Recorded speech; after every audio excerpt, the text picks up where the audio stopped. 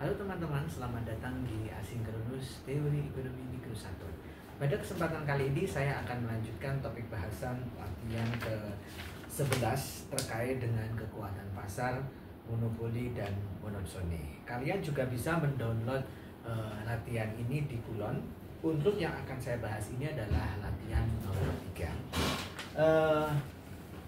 Penting untuk Anda ketahui sebelum melanjut ke latihan 3 bahwa secara umum ada dua karakteristik pasar produsen gitu ya. Dalam hal ini adalah produsen yang akan memperjualbelikan barang jadi atau durable good gitu ya. Dalam konteks ini adalah barang tahan lama, dan juga akan ada produsen yang membeli input gitu ya. Dalam hal ini adalah perilakunya dicerminkan dalam bentuk monopsoni. Nah, sekarang kita punya soal perekrutan teaching assistant dicirikan sebagai monopsoni dengan permintaannya adalah W sama dengan 30.000 min 125N gitu ya, di mana W adalah upah dan N adalah jumlah tenaga teaching assistant gitu ya, dengan penawaran di mana W adalah 1000 plus 75N. Nah, kira-kira berapakah jumlah teaching assistant dan juga V-nya? Ya. Nah, untuk mengetahui titik keseimbangan di monopsoni, kita harus terlebih dahulu memperhitungkan total expenditure. Ya. Jadi total untuk menjawab soal ini kita harus punya total expenditure, fungsi total expenditure. Ya.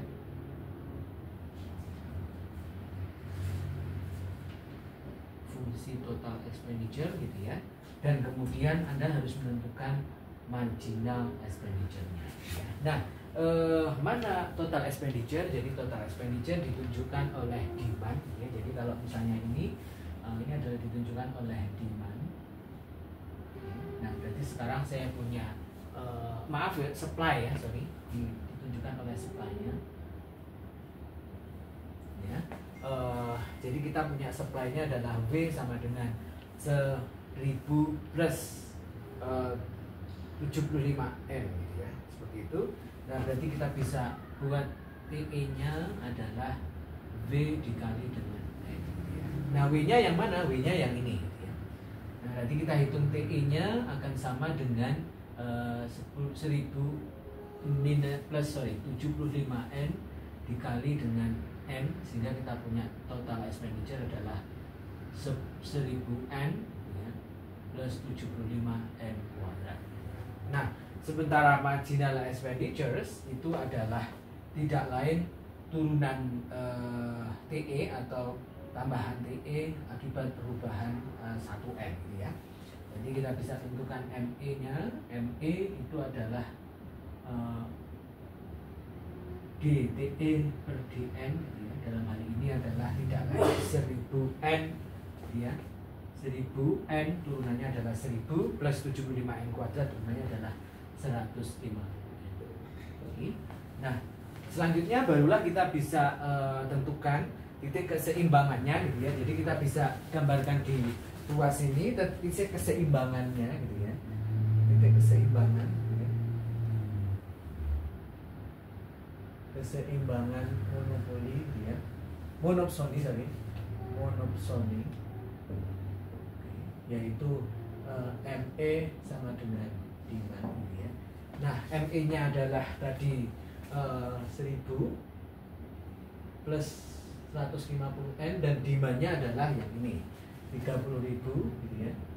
30.000 min 125N gitu ya. Seperti biasa Anda lakukan operasi aljabar biasa, berarti 150N ditambah 125N sama dengan 30.000 dikurangi dengan 1000 ini ya, sehingga kita dapat nilai berapa ini, 275 gitu ya. N itu sama dengan 29.000, sehingga N-nya adalah 29.000, kita bagi dengan 275 dan akan ketemu nilainya kurang lebih adalah 105,5 ya.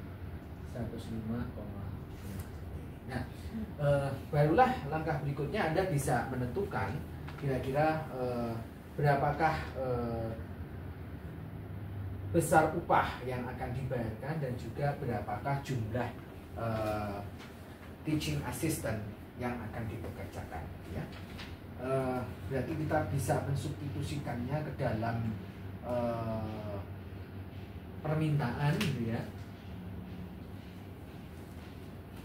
ke dalam permintaan, yaitu dalam konteks ini adalah W sama dengan 30.000 dikurangi 125 N, ya. Nah, saya akan mempergunakan kalkulator supaya lebih mudah ya teman-teman ya. Kira-kira bagaimana kalau kita bisa substitusikan dulu nilai W-nya. Berarti W-nya adalah 30.000 dikurangi dengan 125 kali 105,5. Nah, kita akan dapatkan nilai W-nya setelah kita akan gunakan kalkulator. Kira-kira berapa? Ada yang bisa teman-teman untuk menjawab ini kira-kira? 30.000 dikurangi 125 dikali 105. Berapa? Ada ini? Oke. Kira-kira berapa? 30.000. Ya, silakan ditebak ya teman-teman. Berapa kira-kira? 30.000 dikurangi 125 dikali 105,5. 125 dikali 105,5 aja. 16.812,5. Nah, ini berarti besar upahnya ya teman-teman. Nah, sementara ini besar upahnya dan ini adalah banyaknya teaching assistant yang akan dipekerjakan. Oke, selanjutnya yang B, jika sekarang penawaran tenaga kerja tidak terbatas, artinya kita akan punya WS yang baru adalah berapa tadi? 10.000 gitu ya. 10.000 seperti ini, maka berapakah banyak pekerjanya sekarang ya. Jadi sekarang kita punya WS yang baru, WS yang lama tidak kita pakai. Berarti WS yang baru ini dan kita harus menentukan besarnya TE-nya ya. Ini yang B ya. Diketahui. Nah, nanti kita hitung TE yang kedua itu adalah WS dikali dengan M. Ini juga sama berarti WS ya, dikali dengan M ya. Jadi TE-nya, TE2 adalah 10.000 dikali dengan N seperti ini sehingga akan menjadi 10.000 N.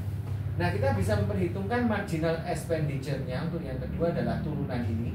Turunan dari 10.000 N adalah 10.000 itu sendiri gitu ya.